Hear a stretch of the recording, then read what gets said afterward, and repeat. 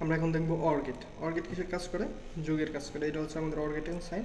আমাদের দুইটা ইনপুট গেছে আর দুইটা এই যে, তাহলে 0 0 থাকলে আমার 0, 0 1 যোগ করলে 1, 1 0 যোগ করলে 1, 1 1 যোগ করলেও আমাদের 1 হয়। এটা আমাদের অর গেটের ক্ষেত্রে হয়।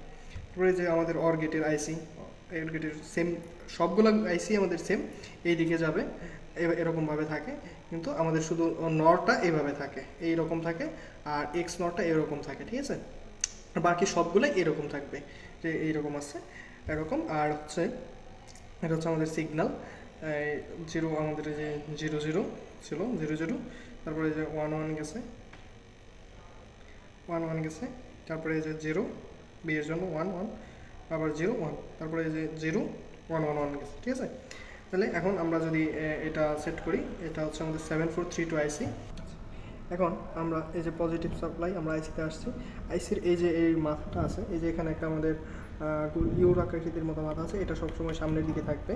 তারপরে এটা হচ্ছে আমাদের পজিটিভ সাপ্লাই 5 ভোল্ট বিসিসি, এটা হচ্ছে আমাদের গ্রাউন্ড সাপ্লাই দিই, গ্রাউন্ড, এই যে গ্রাউন্ড দিলাম। এই যে এটা হচ্ছে আমাদের দুটো ইনপুট আছে, এখানে দিলাম 1 আর 2, 3 থেকে আমাদের একটা আউটপুট বের হবে। আউটপুটটা আমরা নাম্বার লাগিয়ে দিয়ে দিলাম।